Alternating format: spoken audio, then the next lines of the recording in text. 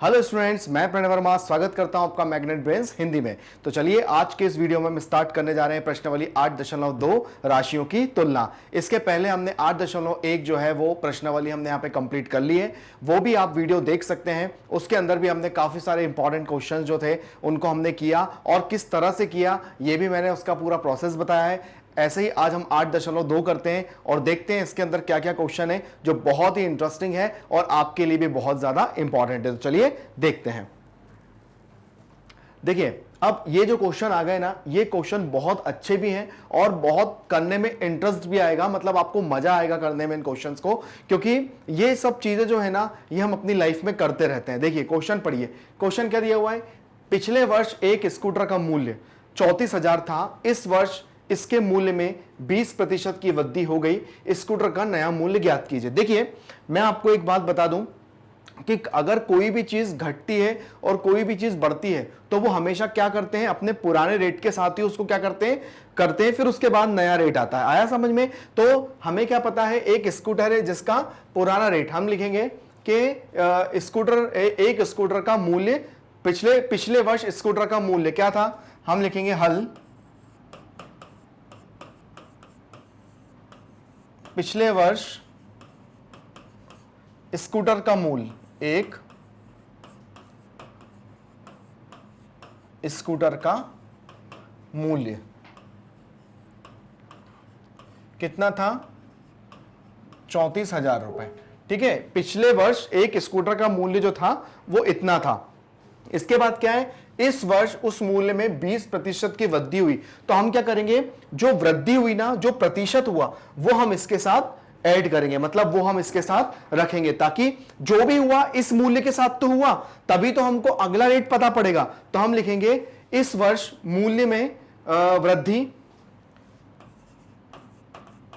इस वर्ष मूल्य में वृद्धि है ना, तो 34,000 का 20% है ना, मतलब 34,000 में क्या हुआ, 20% की वृद्धि हुई। तो क्या हो जाएगा, 34,000 गुणा 20% का नीचे लग जाएगा 100, 2 जीरो से 2 जीरो चले गए है ना। अब उसके बाद क्या होगा, उसके बाद हम ये गुणा कर देंगे तो कितना हो जाएगा, 340 इंटू 20, तो ये 0 और ये भी 0, 2 चौको 8 और 2 तिया 6। ठीक है, कितना, 34,000 की वृद्धि हुई, 20% का निकाला। तो अब हम जो भी हमारी वृद्धि हुई, 20% की जो भी वृद्धि हुई है वो हम क्या करेंगे, अपने जो नया जो हमारा जो पुराना आया है, वृद्धि कितनी हुई है, 6800 की। ठीक है, तो जो भी वृद्धि हुई है 6800, वो हम क्या रखेंगे, वो हम रख देंगे हमारे पुराने रेट में, हम उसको ऐड कर देंगे। तो इससे क्या होगा, हमें जो स्कूटर का जो नया रेट है वो मिल जाएगा। मतलब 20% निकालने से मतलब ये है कि अब हमको ये पता पड़ गया कि एक्चुअल में पैसे कितने बड़े हैं। ठीक है ना, तो अब क्या होगा, तो स्कूटर का नया मूल्य, तो नया मूल्य निकालेंगे, नया मूल्य, स्कूटर का नया मूल्य। ठीक है, स्कूटर का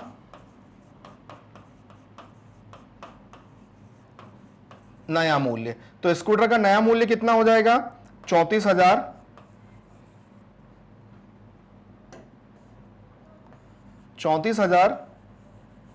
प्लस 6800। हमने दोनों को प्लस किया, प्लस करने पे आएगा 40800। आया समझ में? क्वेश्चन बहुत ही इजी था।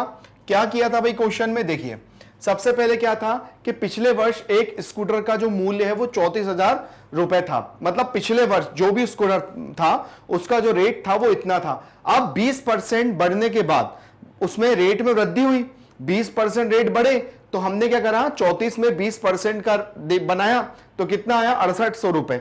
ठीक है, तो जो भी 6800 रुपए 20% बढ़े हैं उसको हमने ऐड कर दिए स्कूटर के पुराने रेट के साथ। तो अब जो नया स्कूटर आ रहा है वो कितने का आ रहा है, 40,800 रुपए का। तो हम लिखेंगे अतः नए स्कूटर का मूल्य 40,800 रुपए है। आप लोग यहां पर रुपए लगाना नहीं भूलिएगा, यह बहुत जरूरी होता है। और यहां पर 6800 रुपए, यहां पर सबकी रुपए की बात हो रही थी, तो यहां पर रुपए हम लोग ऐड कर देंगे। तो बहुत आसान सा और बहुत सा अच्छा क्वेश्चन था जो कि हमने यहां पर किया। और आप लोगों को समझ में भी आया होगा कि किस तरह से हमने इस क्वेश्चन को सॉल्व किया। ठीक है, आगे बढ़ते हैं अपने अगले क्वेश्चन की तरफ। क्वेश्चन में दिया है 840 अंकित मूल्य वाली एक वस्तु 774 रुपए में बेची जाती है, बट्टा और बट्टा प्रतिशत ज्ञात कीजिए। देखिए, एक मैं आसान सी भाषा में आपको फिर से बता देता हूं कि बट्टा क्या होता है ना। बट्टा क्या होता है, मान के चलिए आप कोई भी चीज खरीदने गए, है ना। मान के चलिए एक मैं एग्जांपल बताता हूं, आपको टीवी पसंद आई, ये एलसीडी है, यहां पर प्राइस टैग लगा हुआ है इसका कितना, 15,000 रुपए या 15,500 रुपए। ये इसका अंकित मूल्य है। क्या है इसका, ये अंकित मूल्य है, ये प्राइस टैग लगा हुआ है इसके ऊपर, है ना। अब भाई क्या हुआ, अब आप दुकान पे गए, दुकान पे आपने देखा कि भाई इस पे प्राइस टैग 5,500 रुपए लिखा हुआ है, 15,500 लिखा हुआ है। अब आप जब दुकान वाले के पास जाएंगे तो दुकान वाले के पास जाने के बाद जब आप उससे बोलोगे कि भाई ये मतलब इसमें क्या चल रहा है, क्या छूट चल रही है, वो बोलेगा भैया देखिए आप आज की डेट में टीवी उठाते हैं तो ये टीवी मैं आपको कितने में दे दूंगा, 15,000 रुपए में दे दूंगा। कितने में दे दूंगा, 15,000 रुपए में आपको ये मैं टीवी दे दूंगा। तो अब देखो बट्टा क्या हो गया, अंकित मूल्य, अंकित मूल्य में से मैंने विक्रय जो रेट है वो घटा दिया, विक्रय मूल्य मैंने घटा दिया, तो क्या आ जाएगा, बट्टा आ जाएगा। क्या आ जाएगा, बट्टा आ जाएगा। ठीक है, तो अंकित मूल्य कितना था, 15,500 रुपए, और विक्रय मूल्य कितना था, 15,500 और 15,000 रुपए। तो जो डिफरेंस निकल के आया 500 रुपए, यही क्या है, यही मेरा जो डिफरेंस निकल के आया ना, यही मेरा क्या है, बट्टा है, मतलब यही छूट है। अब मुझे जो छूट परसेंट निकालना है तो वो भी कैसे निकालते हैं वो अब हम क्वेश्चन में समझेंगे। तो चलिए आते हैं, क्या दिया हुआ है, 840 अंकित मूल्य वाली एक वस्तु 714 में बेची गई। तो देखिए बट्टा क्या होता है, अंकित मूल्य क्या है, सबसे पहले हम बात करते हैं अंकित मूल्य। ठीक है, अंकित मूल्य, अंकित मूल्य, ठीक है।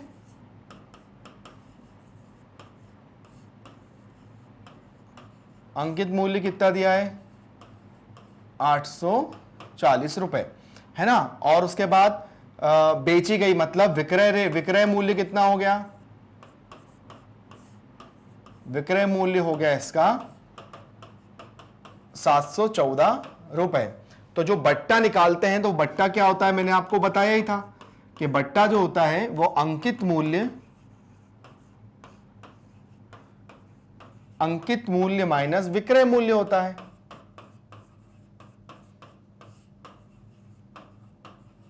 ठीक है, तो हमारा यहां पे अंकित मूल्य कितना था, 840 और 714।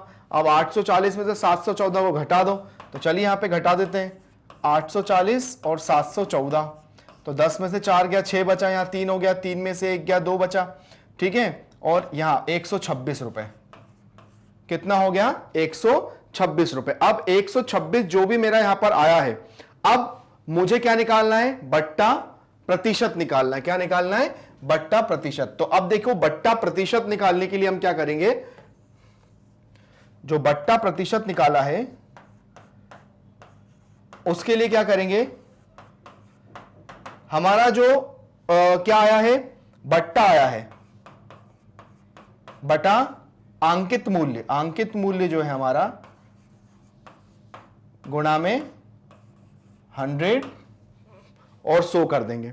ठीक है, मतलब हमारा जो बट्टा आया है उससे अंकित मूल्य को लेते हैं, मतलब 126 गुणा 840 भागित 100। ठीक है, और यहां पे लग जाएगा परसेंट। ठीक है, अब हमने यहां पे परसेंट लगा दिया। अब क्या होगा जब हम इसको सॉल्व करेंगे, ठीक है, जब हम इसको सॉल्व करेंगे तो सॉल्व करने पे हमारा जो फाइनल आंसर आएगा वो कितना आएगा, उस पर हमें विशेष ध्यान देना है। तो सबसे पहले क्या हो जाएगा, यहां पर देखिए 1 0 से 1 0 कैंसिल हो जाएगी। ठीक है, अब उसके बाद यहां पर क्या दिख रहा है आपको 12600 और यहां पे है 84। अब आप इसको डिवाइड कर दीजिए, है ना। तो कौन कौन से पहाड़े से ये पूरा पूरा कट रहा है उस पर ध्यान दीजिए। तो देखो यहां पर ये हो जाएगा 2 चौको 8, 2 दूनी 4, ये हो जाएगा 2 छंग 12, अब 7 छंग 42 और 7 छंग 42 हो गया और 7 के बाद 7 नाम 63। ठीक है, फिर उसके बाद आप डायरेक्ट इसको 6 से ही काट दो तो 6 और 900 तो हो जाएगा 6 कम 6, 6 पंजे 30। एक बार फिर से बता देता हूं, थोड़ा सा यहां पर बहुत ज्यादा वो हो गया। देखिए 1 0 से 1 0 चला गया तो यहां पे हो गया 126 0 और यहां हो गया 84। ठीक है, अब आप इसको आराम से या तो डायरेक्ट डिवाइड कर दीजिए या फिर आप इसको कैंसिल करिए। सबसे पहले ये हो जाएगा 2 छंग 12, 2 तिया 6 और 0, 2 चौको 8, 2 दूनी 4। ठीक है, अब उसके बाद ये 7 के पहाड़े से कटेगा 7 नाम 63। ठीक है, और 7 छंग 42। फिर उसके बाद आप डायरेक्ट इसको 6 से ही काट दीजिए तो यहां पे 90 और यहां पर 6 तो 6 कम 6, 6 पंजे 30, कितना आ गया 15%। तो यहां पर हमने निकाला और यहां पर हमने जो बट्टा जो प्रतिशत में आया वो कितना आया 15% आ गया।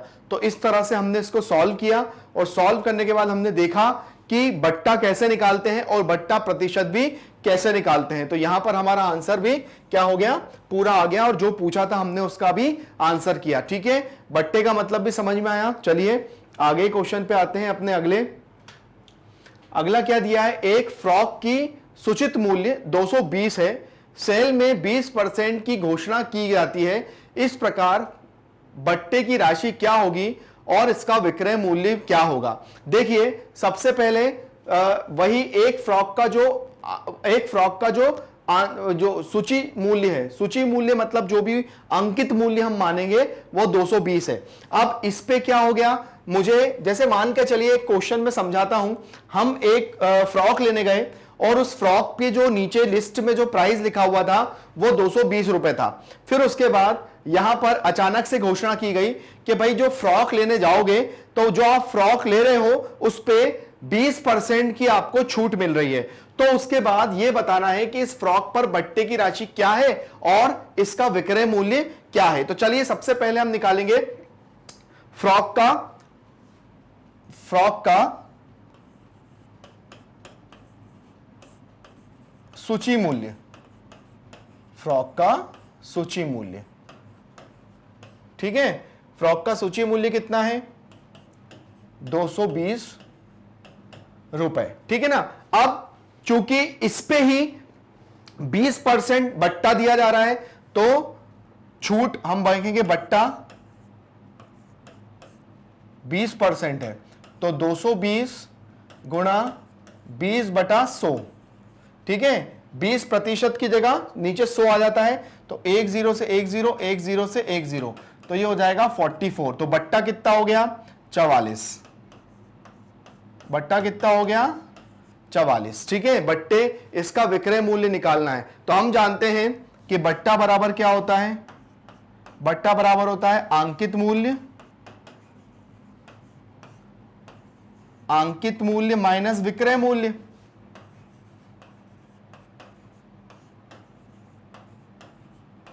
ठीक है, तो अंकित मूल्य कितना था 220 रुपए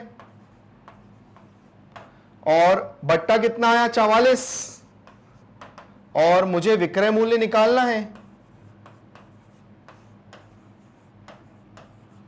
ना, विक्रय मूल्य निकालना है। अब हम क्या करेंगे, विक्रय मूल्य को इधर रख दो और 44 को इधर ले आओ तो विक्रय मूल्य बराबर क्या हो जाएगा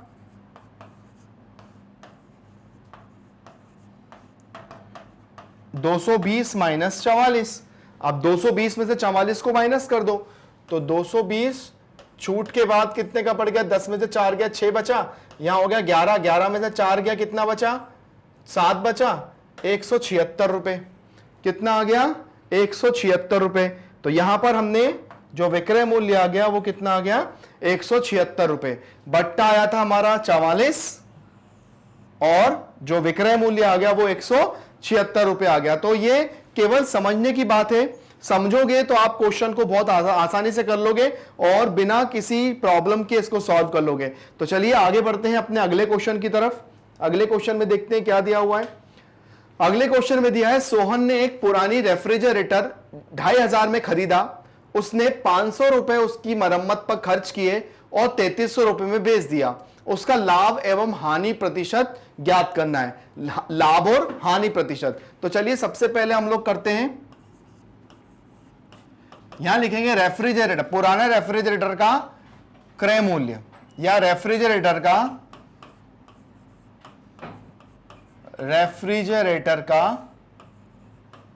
क्रय मूल्य। क्या हो जाएगा क्रय मूल्य रेफ्रिजरेटर का?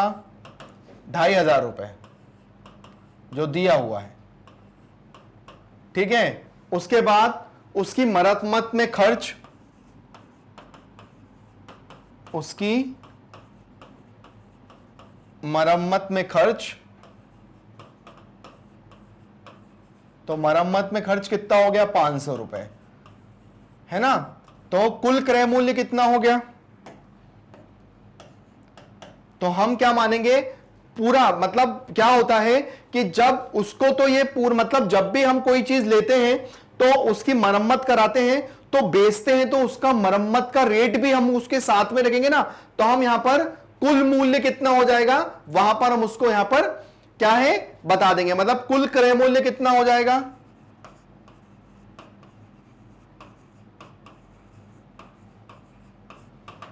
$2500 प्लस 500, तो ये पूरा कितने का हो गया? 3000 रुपए का। अब उसके बाद क्या बोला है? मरम्मत खर्च करे और उसको 3300 रुपए में बेच दिया। तो विक्रय मूल्य कितना हो गया भाई?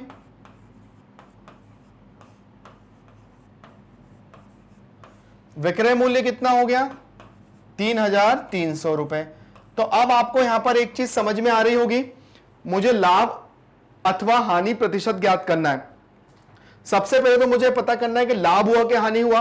देखो, तो यहां पर विक्रय मूल्य है, तो हम जानते हैं कि भैया यहां पर क्या हो गया? लाभ हो गया। तो लाभ कितना हुआ? लाभ जो हुआ है वो हम लिखेंगे यहां पर विक्रय मूल्य,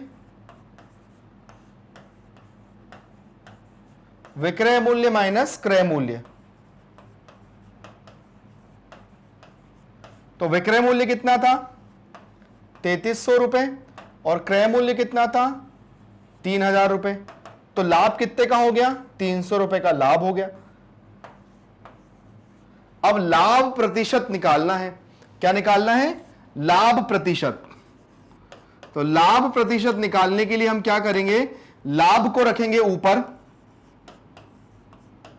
और क्रय मूल्य, ध्यान रखना लाभ और हानि की जब भी हम बात करते हैं तो क्रय मूल्य नीचे ही आएगा, क्योंकि क्रय मूल्य से ही लाभ और हानि निकालते हैं, ध्यान रखना, ठीक है ना।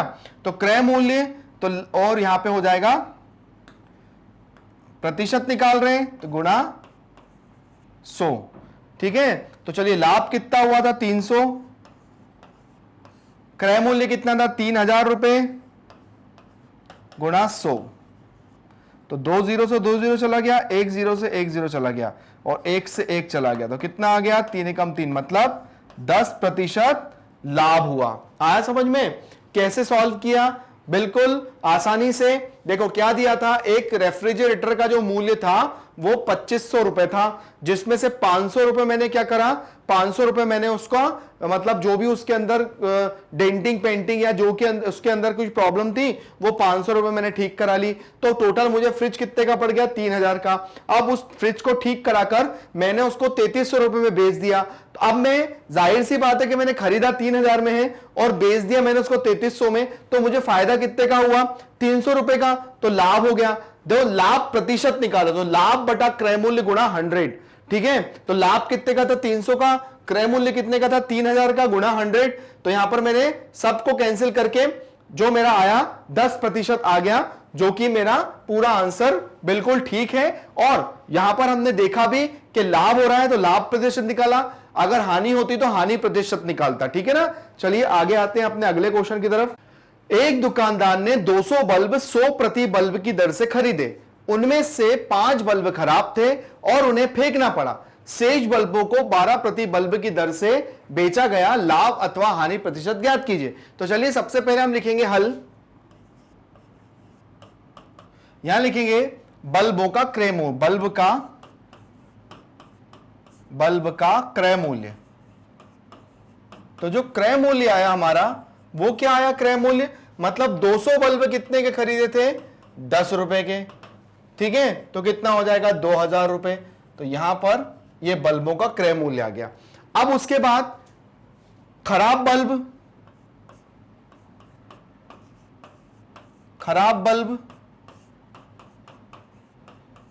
तो जो खराब बल्ब थे वो कितने थे, 5 खराब बल्ब थे, मतलब 200 में से हमारे 5 बल्ब खराब निकल गए, तो 195 बल्ब जो हो गए वो खराब हो गए। अब जो शेष बल्ब बचे हैं उनको उसने 12 प्रति बल्ब की दर से बेच दिया। तो हम लिखेंगे शेष बल्बों का विक्रय मूल्य, शेष बल्बों का विक्रय मूल्य। तो क्या हो जाएगा विक्रय मूल्य, विक्रय मूल्य हो जाएगा 195 गुणा 12, 195 गुणा 12। अब 12 से बेचा, 195 से गुणा करेंगे तो क्या आ जाएगा, चलिए एक बार गुणा करके देख लेते हैं। देखिए 195 गुणा 12 से करेंगे तो 2 पंजे 10 की 0 हासिल का 1, 2 नम 18, 18 को 19, 19 की 9 हासिल का 1, 2 एकम 2 और 1 3। फिर करेंगे 5 9 और 1 तो 0 है ना, 9 और 5 10, 11 12 13 14, 14 की 4 हासिल का 1, 9 और 1 10 और 9 और 1 10 है ना, 10 और 3 13 थे ना, 13 की 3 हासिल का 1, तो हो गया 2 3 4 0। कितना आया 2 3 4 और 0, यहां पर ये गुणा करने पे आया। अब देखिए अब हम निकालेंगे क्या, अब आपको दिख रहा है कि हमने खरीदे इतने में थे, बेच इतने में दिए, तो जाहिर सी बात है यहां क्या हो रहा है, लाभ हो रहा है। तो लाभ कैसे निकालते हैं, लाभ निकालते हैं विक्रय मूल्य, विक्रय मूल्य माइनस क्रय मूल्य। ठीक है, तो विक्रय मूल्य कितना था 2000 रुपये, वो 2340 और क्रय मूल्य कितना था 2000 रुपए। तो लाभ कितने का हो गया 340 का। ठीक है, 340 का लाभ हो गया। अब आया लाभ प्रतिशत निकालना। क्या आया, लाभ प्रतिशत निकालना। अब लाभ प्रतिशत कैसे निकालेंगे, उसके लिए अब हमें जरूरत पड़ेगी किसकी, लाभ गुणा क्रय मूल्य गुणा 100 और ये प्रतिशत। लाभ प्रतिशत निकालने के लिए हमको लाभ गुणा क्या निकालेंगे, क्रय मूल्य। तो लाभ कितना था 340, क्रय मूल्य कितना था 2000 रुपए गुणा 100। ठीक है, अब देखिए यहां पे 1 0 से 1 0, 1 0 से 1 0, इस 0 से ये 0 चली गई, तो ये हो जाएगा 2 एकम 2, 2 सत्ते 14। तो लाभ हो गया कितना 17%, 17% कितना हो गया, लाभ हो गया। तो ये बहुत ही अच्छा क्वेश्चन को समझा, क्वेश्चन को समझ के उसका आंसर दिया और हमारा आंसर बहुत अच्छे से आ गया, जिस तरह से आप लोगों को यहां पर देखने को मिल रहा है। ठीक है ना। चलिए अगले क्वेश्चन पे आते हैं। आपको इसका स्क्रीनशॉट लेना हो तो ले लीजिए, हम अपने अगले क्वेश्चन पे आते हैं। अगला क्वेश्चन क्या दिया हुआ है देखते हैं। अगले क्वेश्चन में दिया है मोनू ने 2 पंखे 1200 प्रति पंखे की दर से खरीदे, मतलब मोनू ने 2 पंखे खरीदे है ना, मतलब एक पंखा 1200 का, तो 2 पंखा कितना हो जाएगा 2400 का।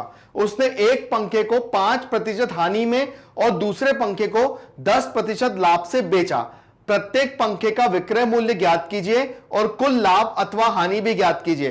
तो चलिए सबसे पहले हम क्या करते हैं, इस क्वेश्चन के अंदर मोनू ने 2 पंखे खरीदे 1200 रुपए के, तो एक पंखा का जो उसने जो बेचा उसमें एक पे घाटा खाया और एक पे प्रॉफिट आया। तो मैं क्या करूंगा, सबसे पहले उन दोनों पंखों के विक्रय मूल्य निकाल लेंगे, क्योंकि यहां पर तो हमें क्रय मूल्य तो दिया हुआ है, दोनों का क्रय मूल्य 2400 रुपए है, तो हम दोनों के विक्रय मूल्य निकाल लें। अब क्रय मूल्य और विक्रय मूल्य को जब हम देखेंगे यहां पर कि लाभ हो रही है कि हानि हो रहा है, तो हमें केवल लाभ और हानि निकालना है, हमें अब इसमें प्रतिशत नहीं निकालना है। तो चलिए हम सबसे पहले लिखेंगे दोनों पंखों का क्रय मूल्य। हल हम क्या लिखेंगे, मोनू ने 2 पंखे, तो दोनों पंखों का क्रय मूल्य, या मोनू के द्वारा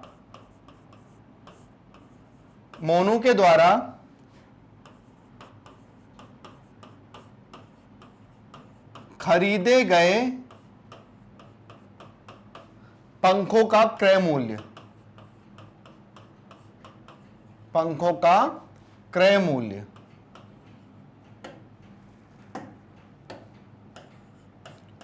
क्रय मूल्य तो कितना हो जाएगा 1200 प्लस 1200, तो ये हो जाएगा 2400 रुपए हो गया।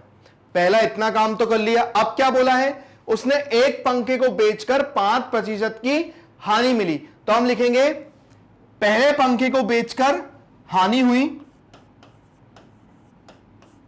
पहले पंखे को बेचकर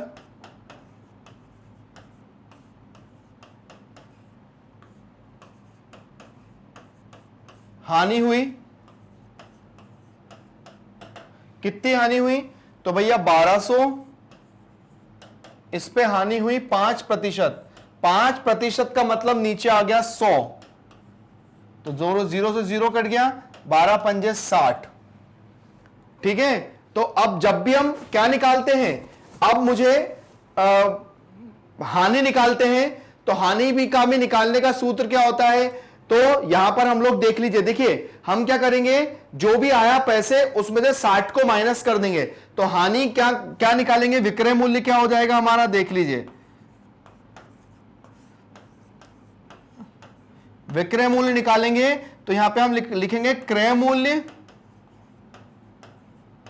माइनस हानि।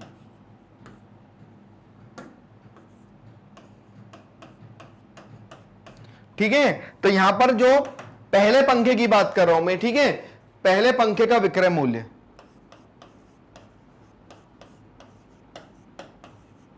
पहले पंखे का विक्रय मूल्य, ठीक है, तो यहां पर क्या हो जाएगा, क्रय मूल्य कितना था 1200 रुपए।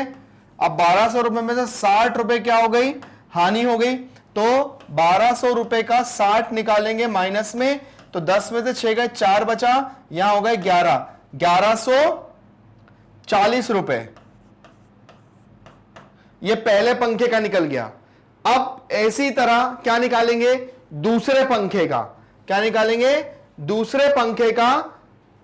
दूसरे पंखे को बेचकर लाभ।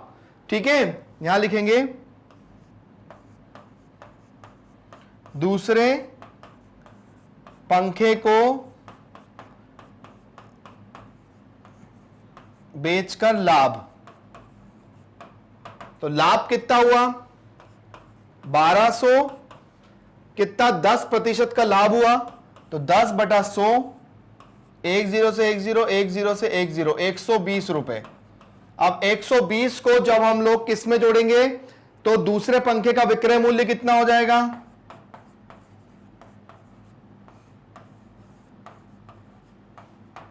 तो 1200 प्लस 120, तो 1200 में 120 जोड़ दो, तो 1200 और 120 1320 रुपए, कितने 1320 रुपए, है ना। अब क्या करेंगे, दोनों पंखों का विक्रय मूल्य, क्या लिखेंगे, दोनों पंखों का विक्रय मूल्य। अब देखिए आप इतना उतार लीजिए, हमें अपने क्वेश्चन को अब थोड़ा सा क्या करना पड़ेगा, मिटाना पड़ेगा, है ना। तो पहले पंखे का है 1140 और दूसरे पंखे का है 1320, तो 1140 और 1140 और 1320 को हम यहां पे प्लस कर लेंगे, तो यहां पे हम लोग दोनों को प्लस कर लेते हैं। दोनों पंखों का विक्रय मूल्य, दोनों पंखों का विक्रय मूल्य, विक्रय मूल्य, तो यहां हो जाएगा 1320 प्लस 1140। तो चलिए 1320 और 1140, 1320 और 1140, 4 और 2 6, 2460 कितना आया? 4 और 2 6, 2460। देखिए यहां पर हमने पंखे कितने में, 2400 रुपए में खरीदे थे, 2400 रुपए में खरीदे थे, और 2460 रुपए में दोनों पंखों को हमने, दोनों पंखों का विक्रय मूल्य आ गया। अब हमको पता है कि भाई क्या हो रहा है, लाभ हो रहा है, जाहिर सी बात है। तो कितने का लाभ हो रहा है? 60 रुपए का लाभ हो रहा है। ठीक है, हमको क्या निकालना है? लाभ निकालना है। तो लाभ निकालने के लिए क्या करना पड़ेगा भाई, देख लेते हैं। लाभ, तो लाभ क्या, देखिए क्या निकाला, कुल लाभ तथा हानि ज्ञात कीजिए। तो जाहिर सी बात है लाभ हो रहा है, तो लाभ के लिए क्या करेंगे, वही लिखेंगे, लाभ विक्रय मूल्य माइनस क्रय मूल्य, विक्रय मूल्य माइनस क्रय मूल्य। तो विक्रय मूल्य कितना था? विक्रय मूल्य मेरा 2460 और क्रय मूल्य 2400, तो कितने का लाभ हुआ? 60 रुपए का लाभ हुआ। इस तरह से हमने अपने क्वेश्चन को सॉल्व किया और देखा हमने कि किस तरह से हमने लाभ निकाला। और लाभ निकाला, अगर हमसे बोलते कि इसका परसेंट भी निकालिए, लाभ परसेंट भी निकालिए, तो हम इसका लाभ परसेंट भी निकाल देते। देखिए ये इस तरह का पूरा क्वेश्चन है जो हमने सॉल्व किया है आपके सामने, कि एक एक क्वेश्चन को जो पूछा गया था हमने उसको वो रखा और अपना आंसर निकाला, जो कि बहुत ही इजी है। आप इसका स्क्रीनशॉट ले लीजिए, हम आगे बढ़ते हैं। अगला क्वेश्चन दिया है, बिक्री कर ज्ञात कीजिए। बिक्री का मतलब होता है क्या? टैक्स। क्या दिया हुआ है? किसी दुकान पर एक जोड़ी रोलर स्केट्स मतलब होता है, बच्चे उसको पैर में लगाते हैं और फिर उसके बाद उस पे पहिए रहते हैं और बच्चे उसमें काफी सारे खेलते हैं, एंजॉय करते हैं। तो मूल्य 450 रुपए था। वसूले गए बिक्री की दर 5% थी। बिल की देय राशि ज्ञात कीजिए। देखिए जो मूल्य था ना, जो मूल्य रहता थे उसी में टैक्स ऐड होकर वो कितने का पड़ेगा मुझे वो बताना है। तो सबसे पहले लिखेंगे, है ना, इसके रोलर स्केट्स का मूल्य हम लिखेंगे यहां पर, रोलर स्केट्स का मूल्य कितना है? 450 रुपए। ठीक है, अब उसके बाद क्या लगा? बिक्री कर। अब बिक्री कर लगा उस पे, तो बिक्री कर लगकर ये कितने का हो गया? कर मतलब इसी पे ही टैक्स लगा, कितना? 5% लगा, तो 1 से 1 से 1 0 गया, 5 एकम 5, 5 दूनी 10, तो 45 का जब हम लोग करेंगे 2 से भाग, तो 2 दूनी 4, 2 दूनी 4 और 2 पंजे 10, 22.5 कितना आ गया? 22.5 टैक्स लग गया। अब फिर क्या बोला है कि बिल की देय राशि ज्ञात कीजिए। तो यहां पे बिल की देय राशि क्या हो जाएगी वो देख लीजिए। बिल की देय राशि, बिल की देय राशि हो जाएगी कि जो हमारा ये रुपए था, तो 450 प्लस 22.5, तो 450 पॉइंट यहां पे आ जाएगा 22, तो 5 2 7 472.5, 472.5 रुपए बिल की देय राशि यहां पर आ जाएगी, जो कि टैक्स देने के बाद आएगी। आया समझ में? ये मूल्य है, इस पे टैक्स लगा, टैक्स लगने के बाद यहां पर जो राशि बिल पे दी जाएगी वो ये दी जाएगी। तो ये एक बहुत आसान सा, बहुत सिंपल सा क्वेश्चन था जो हमने सॉल्व किया। अब हम अपने अगले क्वेश्चन की तरफ आगे बढ़ते हैं, देखते हैं उसमें क्या दिया हुआ है।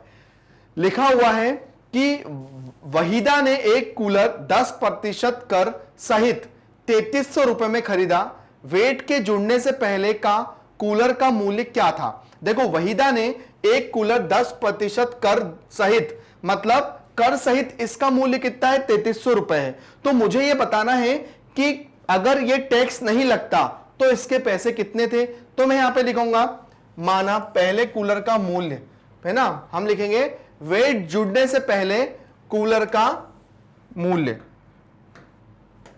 है ना। क्या लिखेंगे हल में?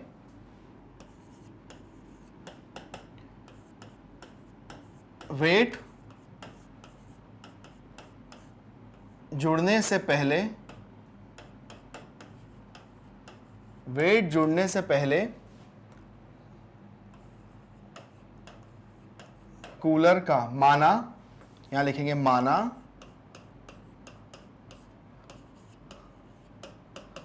माना वेट जुड़ने से पहले कूलर का मूल्य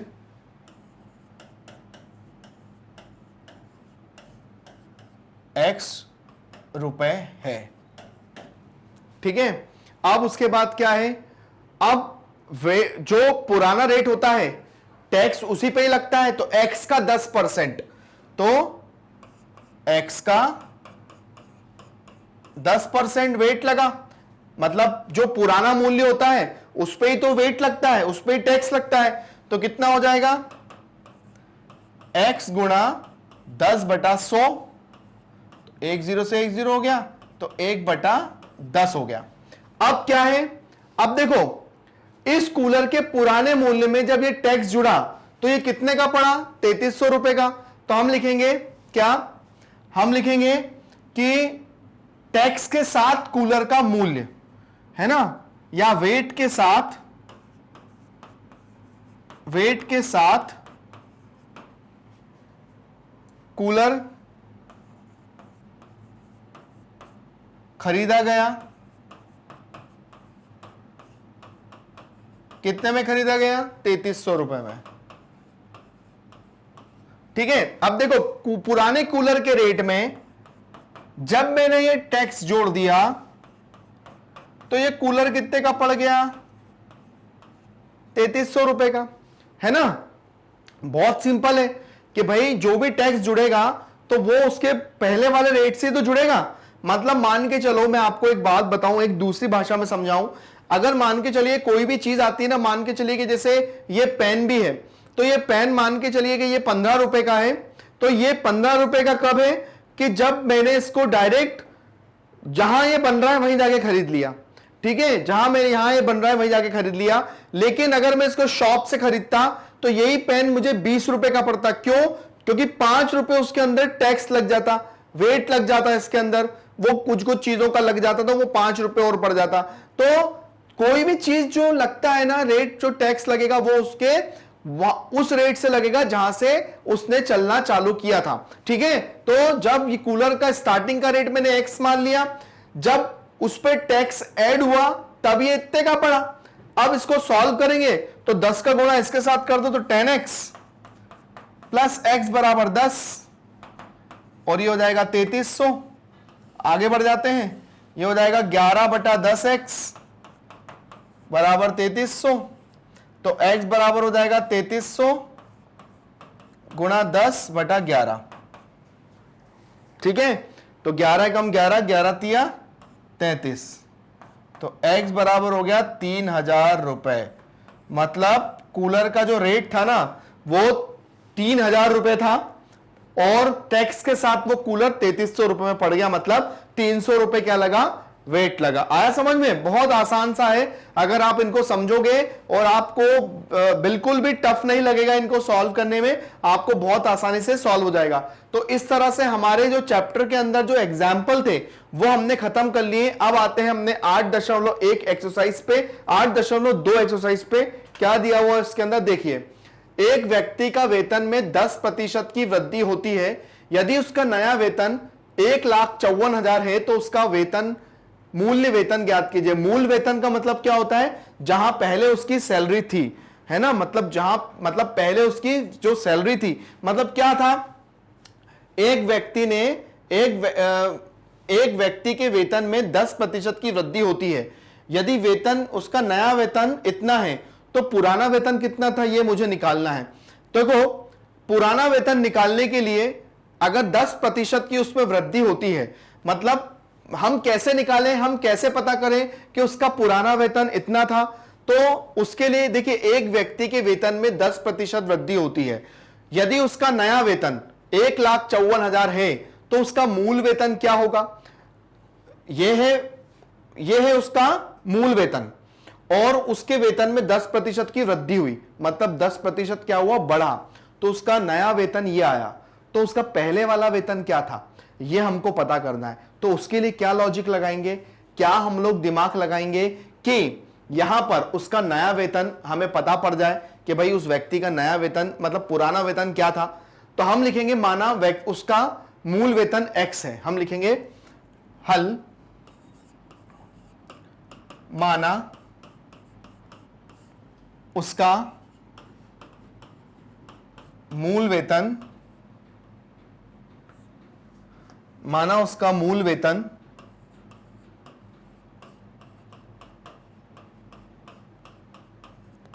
x है। अब इसमें 10% की वृद्धि हुई, इसमें 10% की वृद्धि हुई, मतलब इसका मैं 10% निकाल लूंगा, तो x का 10%, x का 10%, तो कितना हो जाएगा, x गुणा 10/100, तो कितना हो गया, x/10, है ना। अब वृद्धि हुई तो नया वेतन कैसे बना, वृद्धि हुई तो नया वेतन, अतः नया वेतन,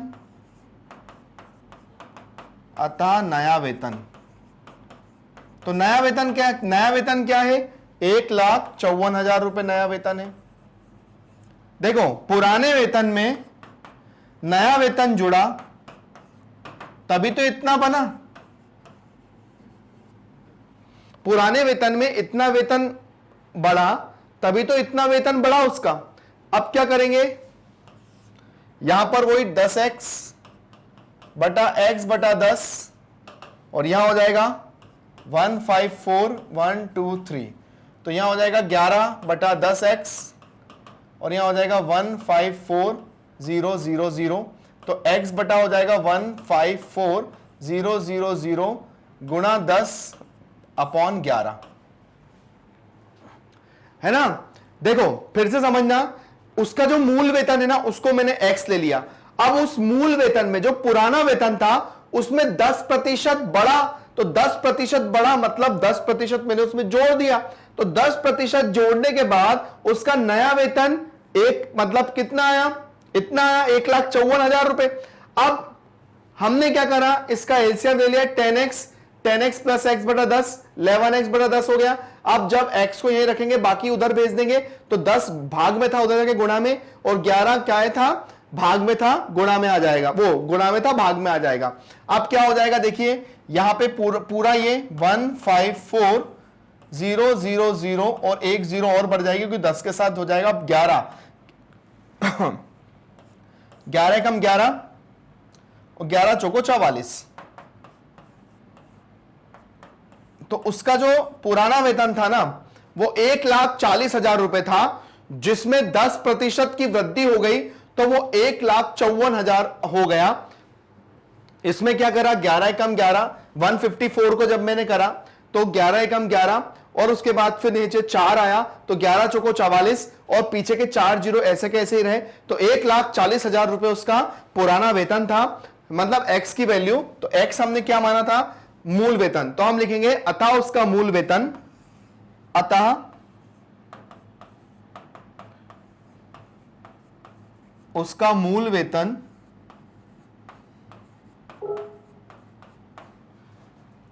1,40,000 रुपए है, जो कि बहुत आसानी से हमने इसको निकाल लिया और आप लोगों को भी बहुत अच्छे से समझ में आया होगा। चलिए अपने अगले क्वेश्चन की तरफ आते हैं, एक बार आप इसको देख लीजिए फिर हम आगे बढ़ते हैं। ठीक है, चलिए आगे आते हैं। क्या दिया हुआ है, रविवार को 845 व्यक्ति चिड़ियाघर गए। कितनी, रविवार को 845 लोग चिड़ियाघर गए। ठीक है, चिड़ियाघर चले गए। अब उसके बाद क्या हुआ, सोमवार को केवल 169 लोग व्यक्ति गए। चिड़ियाघर को सैर करने वाले व्यक्तियों की संख्या में सोमवार को कितने प्रतिशत की कमी हुई, कितने प्रतिशत की कमी हुई। तो हम लिखेंगे सबसे पहले रविवार को चिड़ियाघर गए व्यक्ति, ऐसा लिखेंगे। हम लिखेंगे रविवार को हल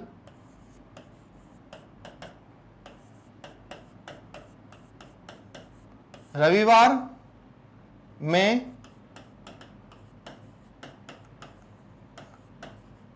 व्यक्तियों की संख्या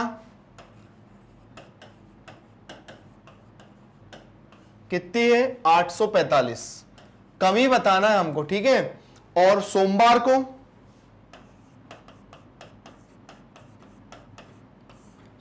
को या सोमवार में व्यक्तियों की संख्या कितनी हो गई, 169। अब देखो सबसे पहली बात, कमी आई, मतलब हमें क्या बताना है। अब सोमवार को केवल 169 व्यक्ति गए, चिड़ियाघर के सैर करने वाले व्यक्तियों की संख्या में सोमवार को कितने प्रतिशत की कमी हुई। तो हम लिखेंगे संख्या में कमी आई, तो कितनी संख्या में कमी आई, तो लिखेंगे संख्या में कमी हुई, संख्या में कमी हुई कितनी, 184 माइनस 169। ठीक है, माइनस कर दो 845 और 169, तो ये हो जाएगा 6, जाएगा 7, ये 6, तो ये आ जाएगा 676। अब हम निकालेंगे कमी आने का प्रतिशत। क्या निकालेंगे, कमी आने का प्रतिशत। तो कमी आने का प्रतिशत के लिए क्या हो जाएगा, 676, 845 और 100, है ना। ये दोनों आराम से 13 के पहाड़े से चले जाएंगे। कैसे, देखिए सबसे पहले 676 को अगर मैं 13 के पहाड़े से करता हूं तो 13 पंजे 65, 13 कम 13, 13 दूनी 26, तो ये हो जाएगा 52 टाइम। और ये भी हो जाएगा 185 जो है वो 845, ये भी 13 से हो जाएगा, तो 13 कम 13, 26, 13 चौको 52, 13 पंजे 65, 13 छंग 78। ठीक है, 13 छंग 78, तो 14 में से 8 गए 6 और 13 पंजे 65, तो ये हो जाएगा 65। ठीक है, अब फिर से कट जाएगा ये, कैसा, 13 चौको 52, 13 पंजे 65। ठीक है, 5 से कट जाएगा, 5 एकम 5, 5 दूनी 10, तो ये हो जाएगा 4 दूनी 8, 80%। हमने प्रतिशत निकाला था, तो यहां पर हमारा 80% कमी आई, तो हमने उसको सॉल्व किया और आपको बताया, और कैंसिल भी करना बताया। ध्यान रखना कैंसिलेशन में आपकी प्रॉब्लम ना हो, क्योंकि ये बहुत ज्यादा कभी कभी हमको आता तो है, लेकिन हम लोग इतना ज्यादा यहां पर ओवर राइटिंग या कचरा कर देते हैं, जिसकी वजह से हम खुद ही कंफ्यूज हो जाते हैं। तो आप भी इस चीज का विशेष ध्यान रखिएगा और संभल के करिएगा। या तो एक काम करेगा, रफ में व्यू यूज करके आप डायरेक्ट आंसर भी यहां कर सकते हैं, कोई दिक्कत नहीं है। ठीक है ना, चलिए आगे बढ़ते हैं अपने अगले क्वेश्चन की तरफ। एक दुकानदार 2400 रुपए में 80 वस्तुएं खरीदता है, उन्हें 16% लाभ पर बेचता है। एक वस्तु का विक्रय मूल्य ज्ञात कीजिए। देखिए क्या दिखाना है, एक दुकानदार 2400 रुपए में 80 वस्तुएं खरीदता है और उन्हें 16% लाभ पर बेचता है। एक वस्तु का विक्रय मूल्य ज्ञात कीजिए। देखिए यहां पर क्या है, सबसे पहले हम क्या निकालेंगे कि एक दुकानदार 2400 रुपए में 80 वस्तुएं खरीदता है, तो हम यहां पर एक वस्तु का मूल्य निकालेंगे। पहले क्या लेंगे, एक वस्तु का मूल्य, हल करेंगे यहां पर, हल में आ जाएगा दुकानदार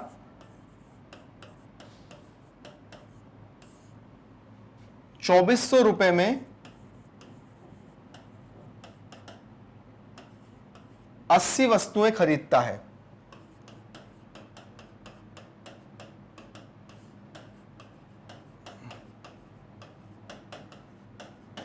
ठीक है, तो हम एक वस्तु का मूल्य निकालेंगे।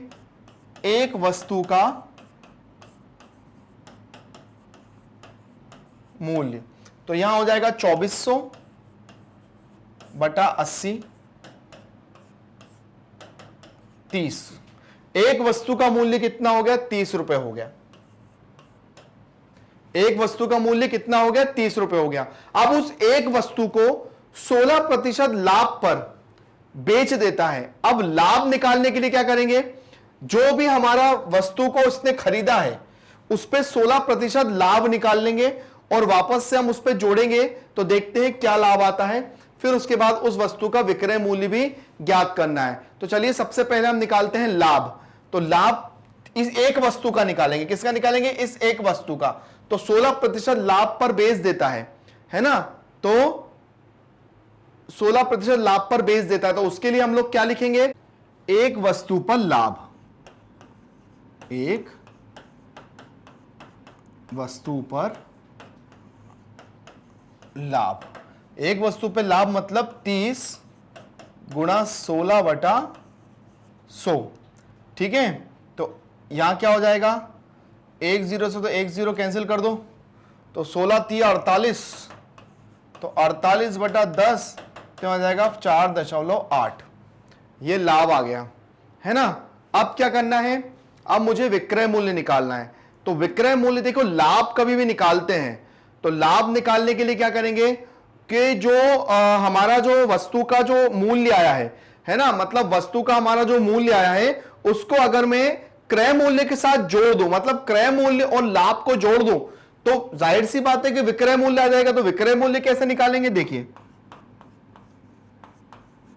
विक्रय मूल्य के लिए क्या करेंगे? क्रय मूल्य प्लस लाभ। तो हमारा क्रय मूल्य कितना था? 30 रुपए और लाभ कितना आया? 4.8। जब हम 30 को 4.8 पे प्लस कर देंगे तो देखिए क्या आता है। तो 30 तो हो जाएगा 34.8। कितना आ जाएगा? 34.8। 34 रुपए 80 पैसे भी लिख सकते हो। ज्यादातर पैसों के आगे हम लोग 80 पैसा लिख देते हैं। तो इस तरह से हम लोग अपने क्वेश्चन को सॉल्व करेंगे और आंसर निकालेंगे। और देखा आप लोगों ने कैसा हम लोगों ने इसके अंदर विक्रय मूल्य के अंदर लाभ जोड़ा। मतलब ये हम जो क्वेश्चन कर रहे हैं ना, ये सारे क्वेश्चन हमारे क्रय मूल्य, विक्रय मूल्य, लाभ और हानि से रिलेटेड है। तो आप लोग भी क्रय मूल्य, विक्रय मूल्य, इन सबके फॉर्मूले अपने दिमाग में रखना ताकि आपसे कोई गलती नहीं होगी इन क्वेश्चनों को सॉल्व करने में। जैसा कि हम लोग कर रहे हैं आप लोग भी उसी तरह से अपने क्वेश्चनों को सॉल्व करके इनके आंसर निकालेंगे। बहुत ईजी है, कुछ टफ नहीं है इसके अंदर। चलिए आगे आते हैं अपने अगले क्वेश्चन की तरफ। एक वस्तु का मूल्य 15,500 था, 450 उसकी मरम्मत पे खर्च किए गए। यदि उसे 15% लाभ पर बेचा जाता है तो उसका विक्रय मूल्य ज्ञात कीजिए। बहुत इजी क्वेश्चन है। इसका एक क्वेश्चन हम लोग एग्जाम्पल में भी कर चुके हैं, है ना। चलिए पहले हल करते हैं। लिखना है, हल में लिखेंगे एक वस्तु का मूल्य, हल वस्तु का मूल्य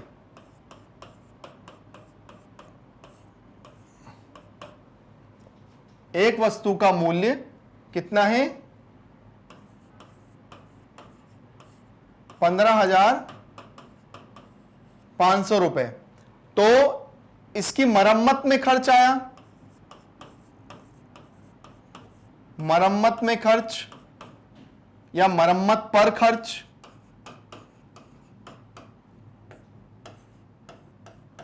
कितना हो गया? तो 15,500 प्लस 450। ठीक है, तो 15,500 और 450। चलिए 15,500 और 450,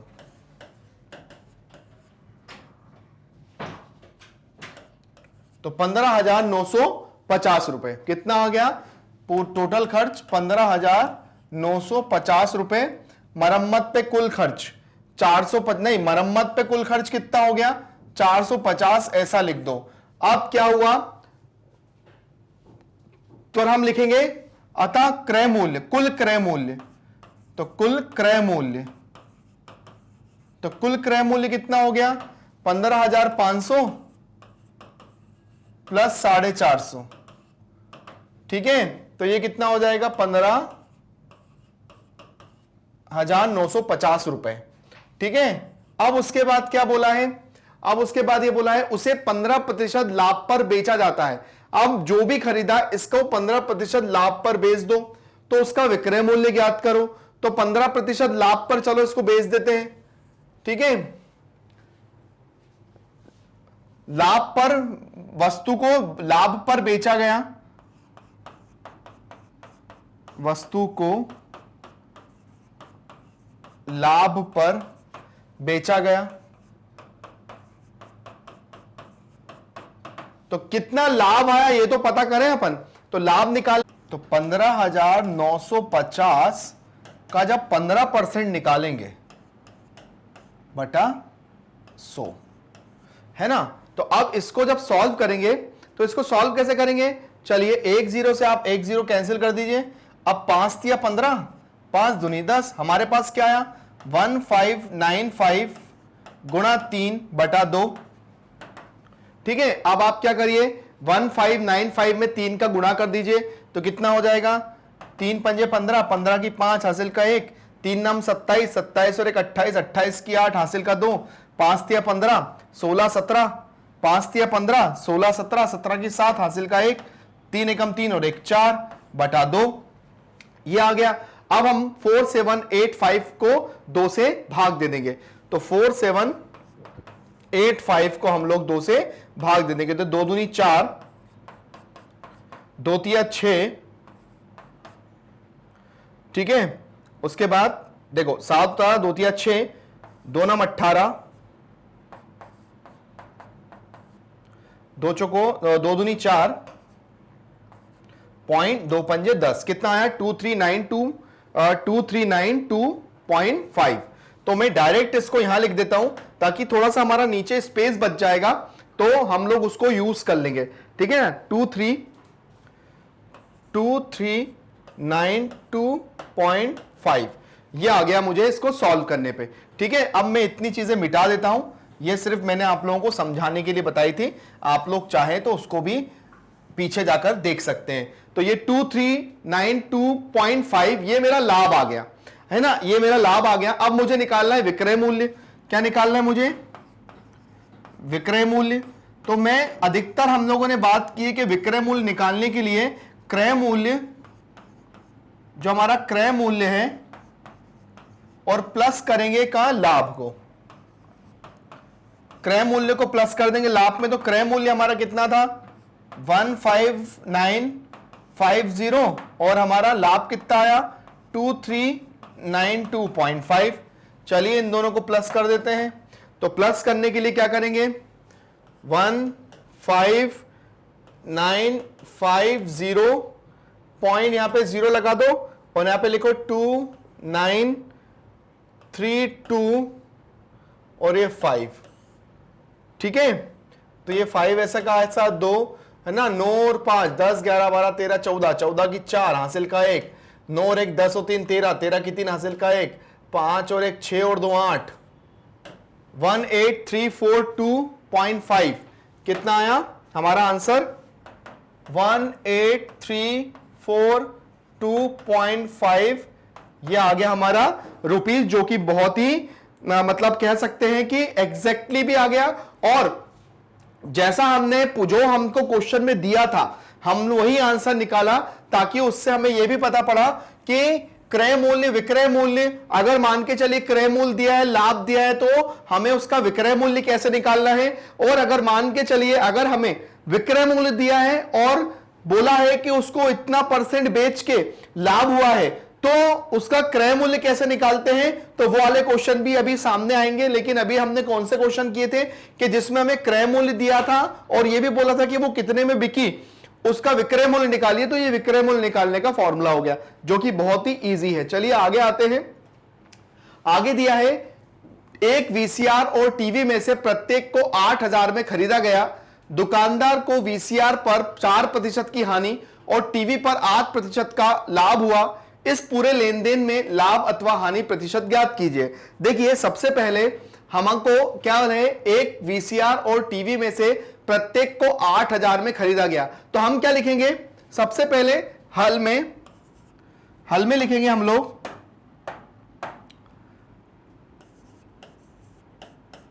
वीसीआर और टीवी का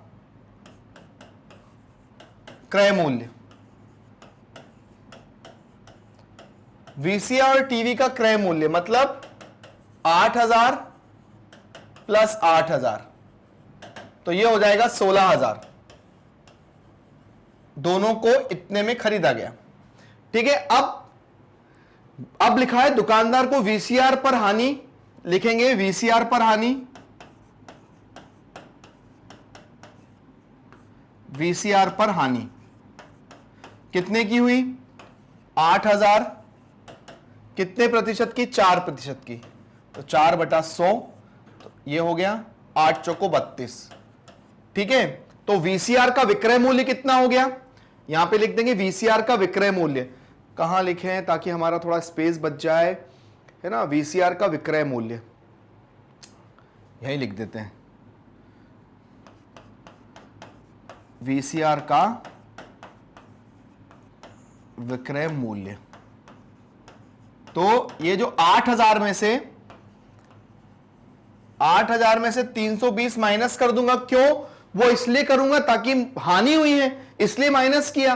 तो 8,000 में से 320 को माइनस कर दो, तो ये 0, 10 में से 2 गया, 8 बचा, 9 में से 3 गया, तो यहां पे 10 में से 8 गया, 10 में से 2 गया, 8 बचा, 9 में से 3 गया, 6 बचा, तो बचा 7,680। कितना आया, 7,680 रुपीस में इसको बेच दिया, है ना। अब क्या आया, ये विक्रय मूल्य है। ठीक है, अब टीवी की बात करते हैं। तो टीवी पर लाभ निकालेंगे। तो टीवी भी 8,000 की खरीदी थी, पर इसको बेचा 8, कितने प्रतिशत, लाभ में 8%। तो 2 0 से 2 0 चल कैंसिल हो गए, 8 8 या 64, तो 640 रुपए। ठीक है ना। अब 640 रुपए आ गए। अब हम लिखेंगे टीवी का विक्रय मूल्य, तो विक्रय मूल्य है, तो भाई क्या हुआ, लाभ हुआ। तो जो भी 8,000 रुपए था उसमें मैंने 640 को प्लस कर दिया, तो 8,640 हो गया। कितना हो गया, 8,640 रुपए। अब टीवी और वीसीआर दोनों के विक्रय मूल्य, टीवी और वीसीआर दोनों के विक्रय मूल्य, टीवी और वीसीआर के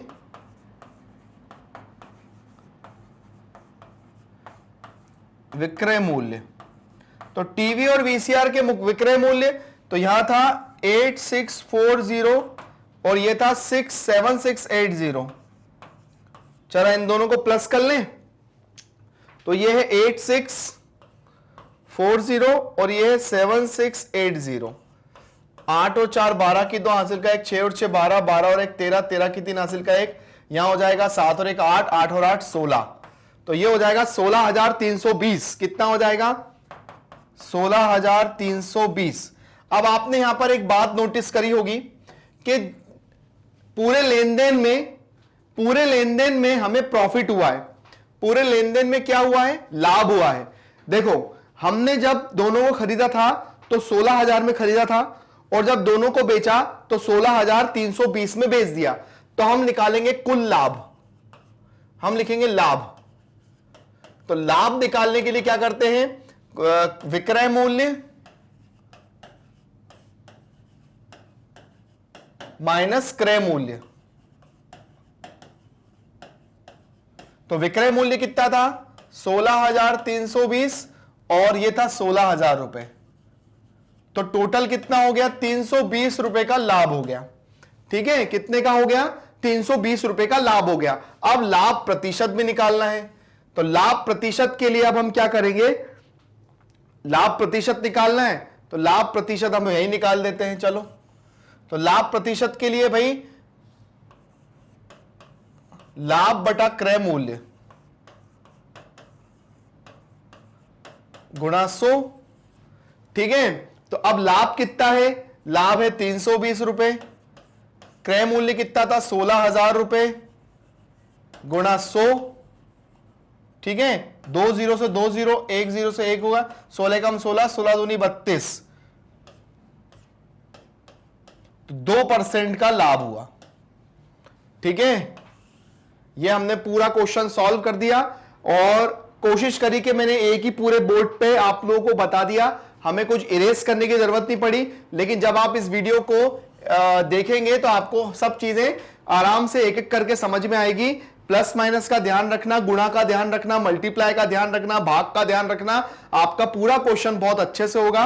और ध्यान रखना कि जब भी लाभ निकालते हैं, हानि निकालते हैं, तो डिवाइड क्रय मूल्य से ही करते हैं। तो हमने क्रय मूल्य निकाला, लाभ क्रय मूल्य, लाभ जो दिया था 320, यहां पे क्रय मूल्य आया था 16,000 गुणा 100, 2% हमारा यहां पे पूरे लेन देन में जो फायदा हुआ वो 2% का हुआ, जो कि क्वेश्चन आपके सामने है। आप स्क्रीनशॉट ले लीजिए, नहीं तो हम आगे बढ़ते हैं, आप जल्दी से उतार भी सकते हैं।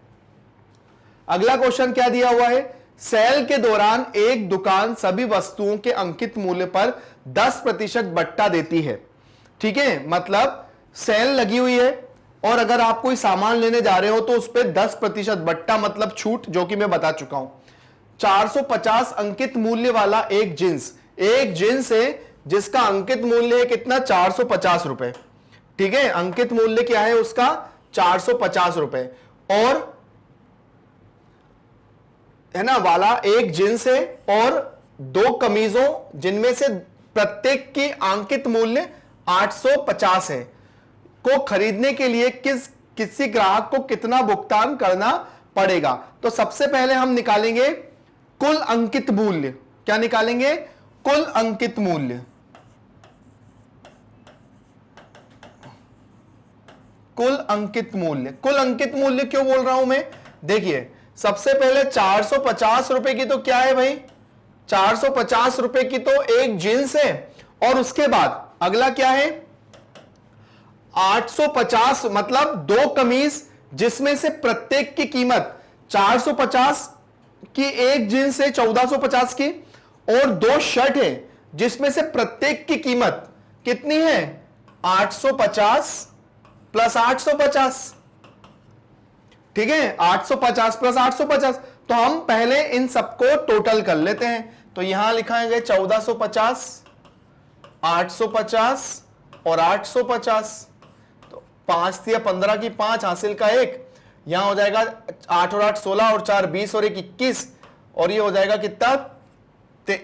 3,150 रुपए। 3,150 रुपए इन टोटल का अंकित मूल्य। अब इन सबको खरीदने के लिए किसी ग्राहक को कितना भुगतान करना पड़ेगा? और क्या बोला है? सेल के दौरान कितने 10% की छूट मिल रही है। तो 10% की छूट मिल रही है तो क्या करेंगे भैया? हम सबसे पहले इस पे 10% की छूट है तो बट्टा निकालेंगे। तो 3150 गुणा 10 का 100, 1 0 से 1 0, 1 0 से कितना? 315 रुपए। ठीक है, अब वही बात, जो भी हमारा आया उसको अंकित मूल्य से प्लस कर देंगे तो कितना भुगतान करना पड़ेगा? मतलब वही विक्रय मूल्य, बेचने का प्राइस, तो निकालेंगे। चलिए, विक्रय मूल्य या भुगतान करना पड़ेगा या भुगतान की जाने वाली राशि, भुगतान की जाने वाली राशि। देखो, इसमें क्या करेंगे? ये जो 350 में से हमें जो छूट मिली है ना 315 रुपए की, उसको माइनस कर देंगे 315 रुपए। ठीक है, तो क्या करेंगे भाई?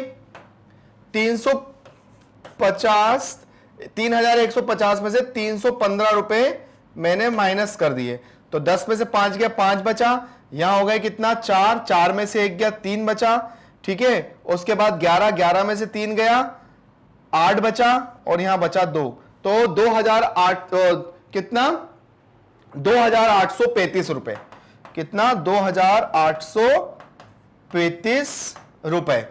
यहां पर हमारा पूरा आंसर जो निकल के आया वो ये आया, ठीक है ना। देखिए क्या दिया था क्वेश्चन में, क्वेश्चन में दिया था कि भाई सेल के दौरान एक दुकान सभी वस्तुओं के अंकित मूल्य पर 10% देती है, ठीक है। अब देखो 1450 अंकित मूल्य वाला एक जींस है और उसके बाद 2 कमीजें हैं जिसमें से प्रत्येक की कीमत कितनी है 850 है, तो 2 कमीज और एक जींस, ये मैंने मान ली टोटल का प्राइस कितना हो गया 3150 रुपए। अब उसके बाद बोला है कि 10% छूट, तो मैंने उसका 10% निकाल लिया, तो 315 रुपए क्या मिल रहा है मुझे, उस पर छूट मिल रही है। तो मेरा जो अंकित मूल्य है उसमें से मैंने क्या करा, जो छूट मिल रही है वो माइनस कर दिया, जिससे पता पड़ेगा कि ये कितने का पड़ेगा 2835 रुपए का। तो इस तरह से हम अपने क्वेश्चन को सॉल्व करेंगे और बस क्वेश्चन को समझना है और आंसर करना है, हमारा आंसर बहुत अच्छे से आ जाएगा, ठीक है। चलिए आगे आते हैं, चलिए आगे आते हैं अपने अगला। एक दूध वाले ने अपनी 2 भैंसों को 20,000 प्रति भैंस की दर से बेचा, ठीक है। मतलब उसके पास कितनी है 2 भैंसें हैं, 2 भैंसों को उसने कितने में बेचा, एक दो को मतलब दोनों को 40,000 में बेचा और प्रत्येक को उसने 20,000 में बेचा। एक भैंस पर उसे 5% का लाभ हुआ और दूसरी भैंस पे उसे 10% की हानि हुई। इस सौदे में उसका कुल लाभ अथवा हानि ज्ञात कीजिए। और सबसे पहले अगर मैं क्रय मूल्य निकाल लूं तो ज्यादा अच्छा है। देखिए सबसे पहले मैं एक हल लिख लेते हैं, हम यहां पर अपने हल पर आते हैं और हल पे हम लोग सबसे पहले क्या करते हैं, यहां लिखते हैं, यहां से स्टार्ट कर देता हूं ताकि हमें थोड़ा जगह अच्छी मिल जाए। तो यहां पर हम लिखते हैं दोनों भैंसों का हल, हमें लिखते हैं दोनों भैंसों का विक्रय मूल्य, ठीक है, दोनों भैंसों का विक्रय मूल्य। तो क्या हो जाएगा 20 + 20 मतलब 20,000 + 20,000, तो ये कितना हो जाएगा 40,000 रुपए, ठीक है। इतना हो गया। अब उसके बाद क्या है, ये तो हमारा हो गया दोनों भैंसों को हमने इतने में बेच दिया। अब उसके बाद हम लिखेंगे माना पहली भैंस का क्रय मूल्य, ठीक है। हल लिखेंगे माना पहली भैंस का क्रय मूल्य x है, ठीक है। अगर पहली भैंस का क्रय मूल्य x है तो उसे बेचकर लाभ, तो हम लिखेंगे लाभ। तो लाभ किस पे हुआ, क्रय मूल्य पर लाभ हुआ, तो x और लाभ कितना हुआ 5% का, तो 5% मतलब 5/100, तो ये हो गया 5 का 5, 5 दूनी 10, तो x/20 ये हो गया, है ना। अब हम निकालेंगे इसका क्या विक्रय मूल्य, है ना। हम निकालेंगे इसका क्या विक्रय मूल्य। कैसे निकालते हैं, देखिए विक्रय मूल्य निकालते हैं, होता है क्रय मूल्य प्लस लाभ, ठीक है। तो विक्रय मूल्य कितना था 20,000 रुपए, क्रय मूल्य x है और लाभ कितना हुआ x/20, ये हमें लाभ हुआ, ठीक है। अब क्या करेंगे, अब यहां पर हो जाएगा 20,000, 20 का यहां इंटू हो जाएगा तो 20x + x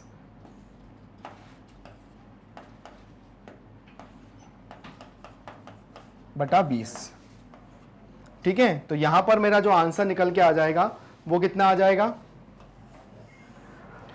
20,000 बराबर 21x/20। अब 20 का गुणा यहां हो जाएगा तो 20 गुणा 20,000 बटा 21 बराबर x, तो ये कितना हो जाएगा 40,000 मतलब 4 लाख बटा 21, ठीक है। 1 2 3 4 5 1 2 3 4 5 बटा x। अब मैं इसको भाग दे दूंगा, तो इसको भाग देते हैं। चलिए 21 का तो हम यहीं भाग दे के देखते हैं। तो यहाँ पर साइड में मैं भाग देता हूँ। तो देखिए यहाँ पर 21 का पहाड़ा हम पढ़ेंगे 4 लाख से करेंगे भाग। अगर ज़्यादा है तो आप क्या करिए, सबसे पहले यहाँ पर 21 का पहाड़ा लिख लीजिए और 21 के पहाड़े में क्या क्या आता है ये थोड़ा सा ध्यान में रखिए। तो चलिए सबसे पहले हम करेंगे 21 से कम 21, तो यहाँ आ जाएगा 21। 10 में से 1 गया तो 9 बचा, यहाँ 3 में से 1 गया, 3 में से 2 गया, 1 बचा, 1 0 मैंने यहाँ पर नीचे उतार ली। ठीक है, 21 नमाकी जो होता है, 21 नमाकी होता है 9 एकम 9, 9 दूनी 18, 189। तो 21 नमा 189। ठीक है, तो 10 में से 9 गया, 1 बचा, ये तो हो गया 0, ये तो हो गया 0, 1 0 उतारी। लेकिन 1 0 से काम नहीं चलेगा, यहां 0 बढ़ाकर 1 0 और उतारना पड़ेगा। ठीक है, अब देखिए 21 का पहाड़ा मैं कितनी बार पढ़ूं, तो चलिए सबसे पहले हम 21 का पहाड़ा पढ़ते हैं। 21 चौको, तो 4 एकम 4, 4 दूनी 8, 21 चौको 84। तो यहां पर आ जाएगा 4 और यहां हो जाएगा 84। अब ये हो जाएगा 10 में से 4 गए 6 बचा, और यहां हो गया 9, 9 में से 8 गया 1 बचा, यहाँ पे 1 0 और बता लो। अब हो गया ये 160। अब 160 हो गया। अब 160 में क्या करेंगे कि 21 का पहाड़ा हम कितनी बार पढ़ेंगे। चलिए 21 का पहाड़ा यहाँ पर 21 सत्ते, तो 7 एकम 7, 7 दूनी 14, 147। तो 21 सत्ते हो जाएगा यहाँ पर 147। तो ये 10 में से 7 गया, 3 बचा, यहाँ हो गया 1 पॉइंट लगा के 1 0 और बढ़ा लेंगे, तो यहाँ हो गया 130। ठीक है, 130 हो गया। अब देखिए 130 हो गया। अब यहाँ पर जो आगे काम करेंगे, ठीक है, तो अब देखिए यहाँ पर 21 छक्का कितना होता है, 21 सिक्सा, तो 6 कम 6, 6 दूनी 12, तो ये हो जाएगा 21 सिक्सा 126। ठीक है, तो 10 में 4 गया, 6 बचा, यहाँ कुछ नहीं, और 21 एकम 21। ठीक है, तो पॉइंट के बाद 2 नंबर तक ही हम लेंगे। तो x की जो वैल्यू आई है हमारी वो कितनी आई है, यहाँ पर देख लीजिए, जो x बराबर आया है वो 19047.61 है। ठीक है, अगर मैं यहाँ पर ये 50 से कम है ना, मतलब ये क्या है, तो यहाँ पर हम क्या करेंगे, नेरेस्ट ले लेंगे। नेरेस्ट लेने का मतलब ये होता है कि यहाँ पर क्या हो जाएगा, कंप्लीट। चलिए वो अभी मैं बाद में बताता हूं, लेकिन पहले हम लोग एक इतना कर लेते हैं। ठीक है ना, अब देखिए ये निकल गया हमारी पहली भैंस का क्रय मूल्य, जिसको मैं यहां लिख लेता हूं क्रय मूल्य में, यह पहली भैंस का है। ठीक है ना, अभी इसकी जरूरत पड़ेगी, पहली भैंस का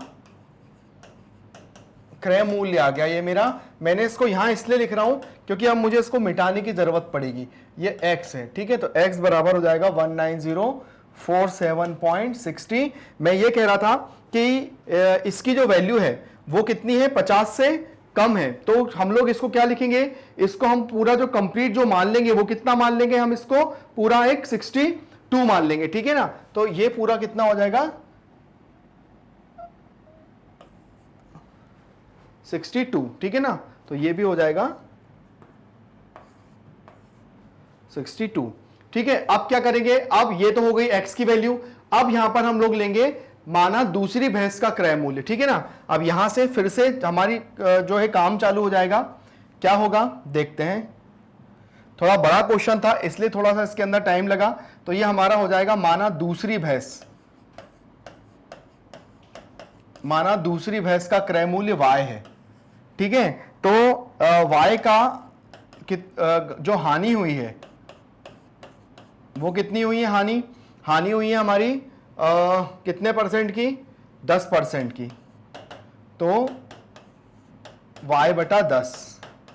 तो हानि के लिए हम क्या करते हैं, हानि के लिए हम माइनस करते हैं, तो यहां हो जाएगा माइनस हानि। ठीक है, तो ये 20,000 और ये हो जाएगा हानि को y माइनस y बटा 10, तो ये हो जाएगा 10y माइनस y बटा 10। ठीक है, तो यहां हो जाएगा 9y बटा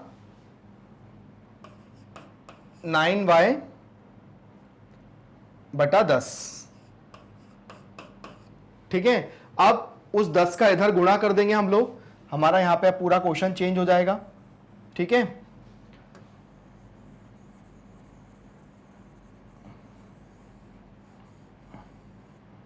चलिए, तो यहां हो जाएगा 20 इंटू 10 इंटू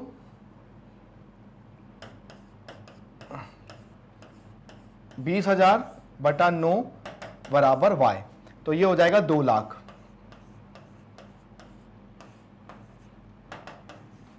अब यहां पर मुझे y की वैल्यू निकालना है, और y की वैल्यू निकालने के बाद यहां पर मैं देखता हूं कि एक एक करके y की क्या वैल्यू निकलेगी। तो 9 से करेंगे तो 1 2 3 4 5, तो 3 एकम 3, 3 दूनी 6, वो 9 एकम 9, 9 दूनी 18। थोड़ा सा इसको हम ऊपर लिख लेते हैं, यहाँ पे थोड़ी लाइन थोड़ी बड़ी बना लेते हैं। तो 9 दूनी 18, ठीक है, कैंसिल हो गया, 2 बचा, 1 0 उतारा, फिर 9 दूनी 18, फिर 2 बचा, 1 0 18, 9 दूनी 18, फिर 1 0 उतारा, फिर 9 दूनी 18, फिर 1 0 उतारा, 9 दूनी 18, फिर यहां पे हमने पॉइंट लगाया और 1 0 बढ़ा लिया, मतलब यहां पर पॉइंट हटा के 1 0 बढ़ा लिया, फिर 9 दूनी 18, फिर यहां पर हमारा जो y की वैल्यू आई है वो कितनी आई है, 2 2 1 2 3 4 5, 1 2 3 4 5.22। ये हमारी किसकी वैल्यू आ गई है, ये हमारी वैल्यू आ गई है y की। मतलब अब हमारे पास दोनों का क्रय मूल्य हो गया है, ठीक है ना, हमारे पास दोनों भैंसों का क्रय मूल्य हो गया है। अब हम दोनों भैंसों के क्रय मूल्य को क्या करेंगे, ऐड करेंगे। तो ठीक है, तो दूसरी भैंस का जो क्रय मूल्य आया उसको मैं यहां लिख देता हूं, कितना, 1 2 3 4 5.22, ठीक है। तो ये हमारे पास दोनों भैंसों का जो क्रय मूल्य आया है उसको हम यहां पर लिख देंगे, और लिखने के बाद फिर हम लोग क्या करेंगे, उन दोनों को क्रय मूल्य को क्या करेंगे, जोड़ेंगे। तो चलिए हम लोग आगे का काम करते हैं। दोनों भैंसों का क्रय मूल्य, विक्रय मूल्य तो लिखे रहने देते हैं, विक्रय मूल्य की जरूरत है, और दोनों भैंसों का क्रय मूल्य, ठीक है, दोनों भैंसों का क्रय मूल्य।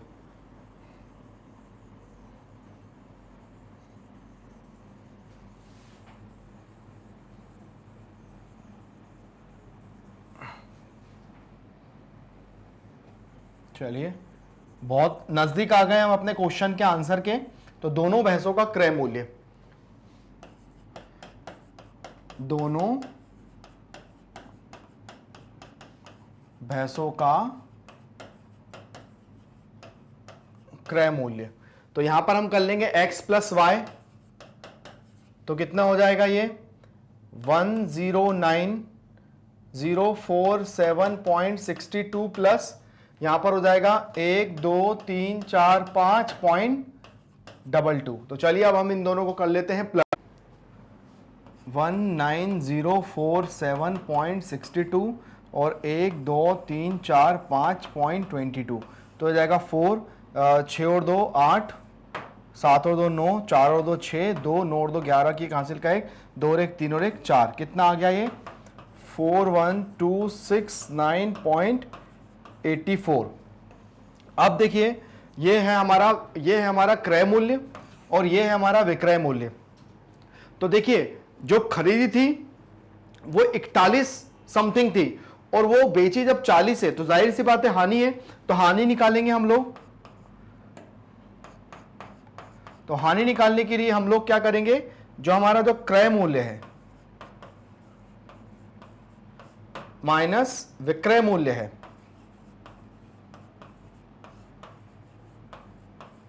तो क्रय मूल्य कितना था 41,269.84 और यह है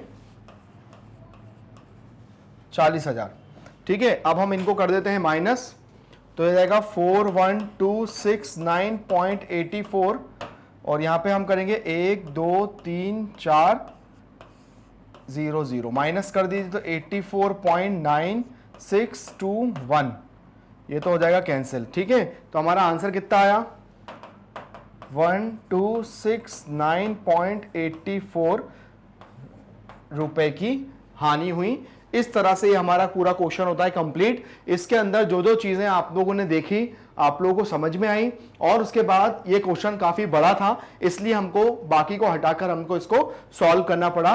बस आप भी इस चीज का ध्यान रखिए, क्वेश्चन को सॉल्व करते समय प्लस माइनस डिवाइड का ध्यान रखिए। और डिवाइड का ध्यान रखने पर देखिए, मैं आपको, बहुत से बच्चों को ये चीज समझ में नहीं आई होगी। एक्चुअली क्या होता कि जब हमने 19047.62 इसलिए लिखा क्योंकि यहां पे 6 के बाद आगे थोड़ी और डिजिट जा रही थी, तो मैंने उसको राउंड अप करके इतना कर दिया। जब आप डिवाइड एक बार और करेंगे तो आपको ये चीज समझ में आ जाएगी, ठीक है ना। अगर कोई डाउट हो तो आप मेरे से कमेंट में पूछ लेना, नहीं तो ये जब आप डिवाइड करेंगे ना, तो डिवाइड करने पे आपका पॉइंट के बाद कुछ संख्या जाएगी तो उसको राउंड अप कर लेते हैं, इसलिए उसको 62 कर लिया। उस चीज से आप बेफिक्र रहिएगा, ठीक है ना। तो इस तरह से हमारा क्वेश्चन हो गया कंप्लीट। अब हम आते हैं अपने अगले क्वेश्चन पे। अगला क्वेश्चन क्या दिया हुआ है? अगला क्वेश्चन दिया हुआ है, एक टेलीविजन का मूल्य 13,000 रुपए है, इस पर 12% की दर से बिक्री कर वसूला जाता है। अब मतलब क्या है, एक टेलीविजन का मूल्य 13,000 रुपए है, इस पे 12,000 रुपए जब टैक्स लगा दूंगा तो इस पे बिक्री कर वसूला जाएगा। यदि विनोद इस टेलीविजन को खरीदता है तो उसके द्वारा भुगतान की जाने वाली राशि। तो हम लोग सबसे पहले लिखेंगे टेलीविजन का मूल्य,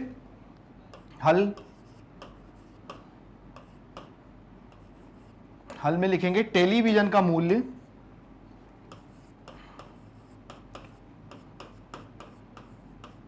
टेलीविजन का मूल्य कितना है? 13,000 रुपए, ठीक है ना। अब बिक्री कर लगा इस पे, बिक्री कर कितना लग रहा है? 12%। तो 13,000 का 12% है, ठीक है। तो 13,000 का 12%, 13,000 का 12% बिक्री दर का मतलब जो 13,000 रुपए है उसमें 12% क्या हो जाएगा? ऐड हो जाएगा, ठीक है। मतलब 12% उसका लगाएंगे तो 2 जीरो से 2 जीरो चली गई, है ना। तो ये कितना आ जाएगा? 130 गुणा 12, गुणा कर लीजिए, है ना। 12 तिया 36, 36 की 6 हासिल का 3, 12 कम 12 और 3 15, तो कितना रुपए हो गया?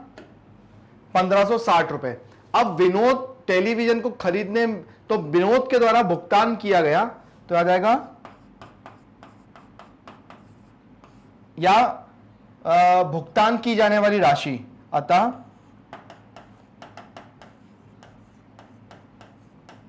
भुगतान की जाने वाली राशि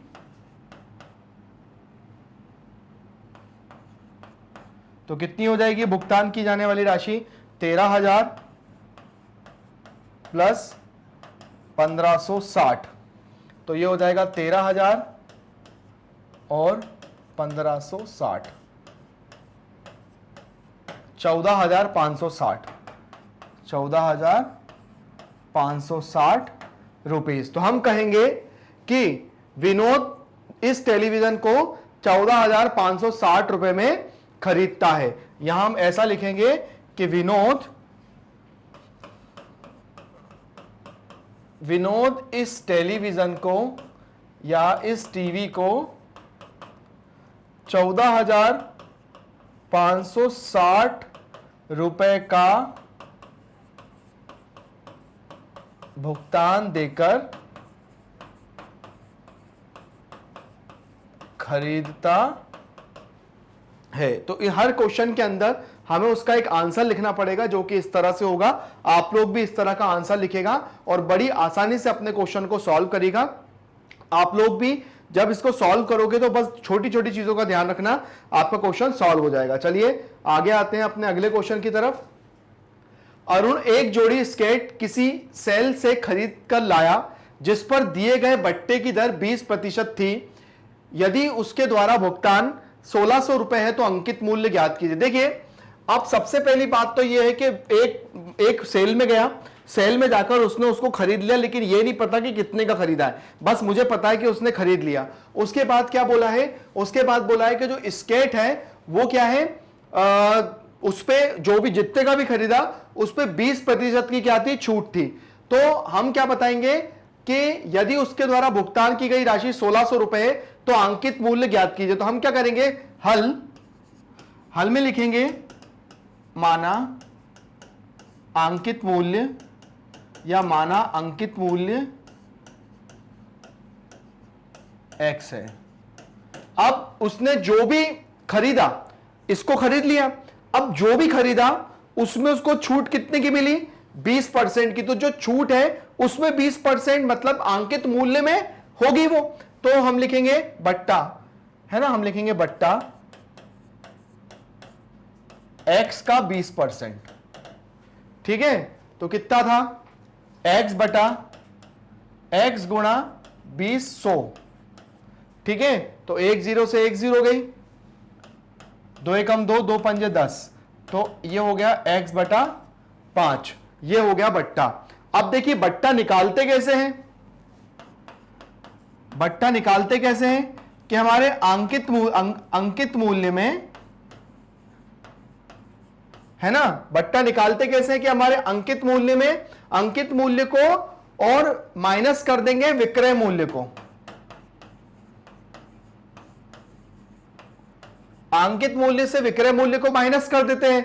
ठीक है, अब अंकित मूल्य मैंने क्या माना था, x, है ना, बट्टा कितना था, बट्टा कितना था, x बटा 5, और उसने दिया कितना, 16,000 रुपए, 1600 रुपए। आप क्या करेंगे, 1600 को इधर ले आएंगे, इसको इधर ले जाएंगे, तो देखो ये कितना हो जाएगा, x माइनस एक्स बटा 5 बराबर 1600। मैंने क्या करा, ये जो है ना इसको इसके पास ले गया, फिर से देख लेते हैं, ये गलत हो गया, इसको ऐसे करना है। ये जो है ना x, ये जो 1600 है इसको इधर लाया, 1600 को इधर ले जाऊंगा और इसको इधर ले जाऊंगा, तो हमारा जो क्वेश्चन है वो कुछ इस तरह से बनेगा। यहां देख लेते हैं, यहां हो जाएगा 1600 बराबर x माइनस एक्स बटा 5। ठीक है, ऐसा बन जाएगा। तो ये कितना हो जाएगा, 1600 5x माइनस एक्स बटा 5। ठीक है, उसके बाद ये हो जाएगा 1600 4x बटा 5। अब x को मैं रखूंगा, 5 ऊपर चला जाएगा, 4 नीचे आ जाएगा, तो 1600 गुणा 5 बटा 4 बराबर x। तो 4 चौको 16 और 4 पंजे 20, तो x की वैल्यू कितनी आ जाएगी, देखो 4 चौको 16, 4 और 4 पंजे 20, 2000 रुपए। x की वैल्यू कितनी आ जाएगी यहां पर, 2000 रुपए। तो हम क्या कहेंगे कि उसका जो अंकित मूल्य है वो 2000 रुपए है। ठीक है ना, अंकित मूल्य कितना है उसका, 2000 रुपए। अतः हम लिखेंगे, अतः उसका अंकित मूल्य 2000 रुपए है, हम ऐसा लिख देंगे। तो इस तरह से हमने अपने क्वेश्चन को सॉल्व किया। ध्यान रखा कैसे सॉल्व करना है, किस तरह की मेथड का यूज करना है। बहुत छोटे छोटे क्वेश्चन है, आप इसको बहुत अच्छे से सॉल्व कर सकते हैं। आगे आते हैं, आगे दिया हुआ है, मैंने एक हेयर ड्रायर 8% वेट सहित 5400 में खरीदा। वेट को जोड़ने से पहले इसका मूल्य क्या था, वही चीज इसका अंकित मूल्य निकालना है। तो सबसे पहले हम क्या लिखेंगे कि सबसे पहले हेयर ड्रायर का विक्रय मूल्य, हेयर ड्रायर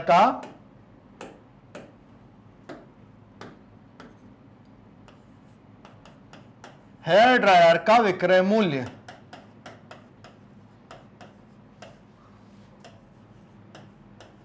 कितना है, 5400 रुपए।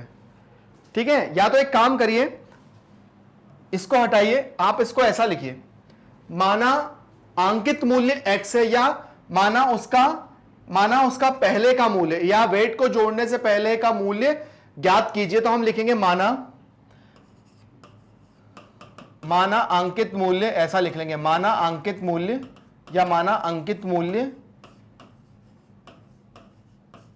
x है। ठीक है, अब क्या हुआ, उस पे वेट जोड़ा। वेट किस पे जोड़ा, जो अंकित मूल्य होता है उस पे ही वेट जुड़ता है। ठीक है, वेट जुड़ता है तो कितना हो जाएगा, तो वेट कितना हो जाएगा, x का 8%, तो ये हो जाएगा x बटा 100।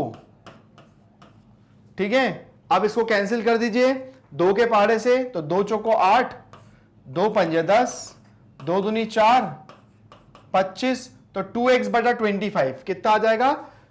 2x बटा 25, 2x बटा 25 ये आ गया।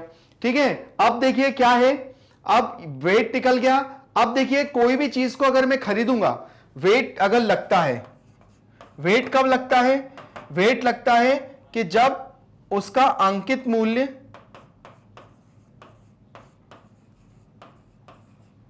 है ना, मतलब अगर कोई चीज ऐसा करते हैं कि वेट का मतलब होता है वही टैक्स, तो टैक्स कब लगता है? और कोई चीज को हम जब खरीदते हैं तो वो हमको क्या मिलती है? उसके साथ ही मिलती है। मतलब वेट प्लस मतलब विक्रय मूल्य, मतलब जब बिकेगी कोई भी चीज बिकेगी तो वो क्या मिलके बिकती है? उसका विक्रय मूल्य, सॉरी उसका अंकित मूल्य और वेट जुड़ के मिलती है ना। कोई भी चीज अगर हम खरीदते हैं या कोई भी चीज हम बेचते हैं तो अंकित मूल्य भी बोल सकते हैं, मैं बोल रहा हूं अंकित मूल्य भी बोल सकते हैं या पहले का मूल्य भी बोल सकते हैं, कोई दिक्कत नहीं, मैंने उसको अंकित मूल्य बोल दिया। ठीक है ना। अब देखिए कोई भी चीज अगर मुझे मिलेगी तो उसका टैक्स जोड़ के ही मिलेगी, तो अंकित मूल्य को माना था x और टैक्स को मैंने जोड़ दिया ये, और कितने की थी? 5400 रुपए की। ठीक है, तो अब ये हो जाएगा 5400, 25x बराबर 2x बराबर 25। ठीक है, अब इसके आगे का हम यहां कर लेते हैं, तो ये हो जाएगा 5400 बराबर ये हो जाएगा 27x 25, है ना। अब 5400 5400 गुणा 25 27 बराबर x। ठीक है ना। अब इसको कैंसिल करते हैं, कैसे कैंसिल करेंगे? 3 के पहाड़े से, या 9 छक्का 54, 9 छक्का 54, 9 तिया 27। ठीक है ना, 9 छक्का 54, 9 तिया 27, 3 एकम 3, 3 दूनी 6 और 25 दूनी 50, 5000 रुपए। 25 दूनी 50, तो यहां लिखेंगे 200 गुणा 25 बराबर x, तो x बराबर 50 मतलब 5000 रुपए। तो हम लिखेंगे अतः वस्तु का पहले का मूल्य 5000 रुपए था, अतः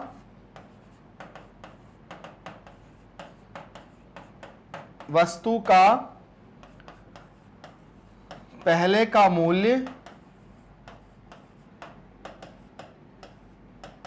5000 रुपए था, जो कि हमने अपने क्वेश्चन को केवल समझ के हमने किया और हमने इसका पूरा आंसर निकाला। और आंसर निकालने के बाद हमने देखा कि भाई क्या होता है, टैक्स कैसे जुड़ता है, कैसे, मतलब जाहिर सी बात है कोई भी चीज अगर हम लोग हमारे तक आएगी वो टैक्स जुड़कर ही आएगी। तो हमने इस तरह से चीजों को थोड़ा सा कॉन्सेप्टली समझा तो हमें समझ में आया, और इस तरह से हमारी 8.2 जो प्रश्नावली है वो खत्म होती है। इसके अगले वीडियो में हम अपना 8.3 प्रश्नावली लेकर आएंगे, वो भी बहुत इंटरेस्टिंग है, आप उसको समझना। और उसके पहले एक आप लोग काम करिएगा, थोड़ा सा मल्टीप्लिकेशन डिवाइड को थोड़ा सा अच्छे से कर लीजिए, क्योंकि बहुत यूज में आने वाला है, क्योंकि हर चैप्टर, इस चैप्टर में तो कुछ ज्यादा ही है, तो इसलिए आप इनका बिल्कुल अच्छे से अपने दिमाग में बिठा के रख लीजिए और बने रहिए हमारे साथ। लेकिन हमारे तक आने के लिए आपको करना क्या होगा, कुछ छोटी सी स्टेप्स का फॉलो करना पड़ेगा। आप हमारे वीडियो बहुत अच्छे से और बहुत आसानी से देख सकते हैं। करना क्या है, सबसे पहले आप गूगल पे आप मैग्नेट ब्रेन्स को टाइप करिए, आप पहुंच जाएंगे हमारे इस वाली स्लाइड पे, जहां पर क्लास 8 के हिंदी मीडियम के सारे जो टीचर हैं वो आपको यहां पर देखने को मिलेंगे। जैसे हम लोग मैथ्स कर रहे हैं, जब आप इस पे वॉच नाउ पे क्लिक करेंगे तो आप लोग एक नई विंडो पे पहुंच जाएंगे, जहां पर मैथ्स में जो भी टॉपिक आप लोग पढ़ना चाहते हैं वो सारे आपको सीक्वेंसली आपको यहां पर दिखाई देंगे।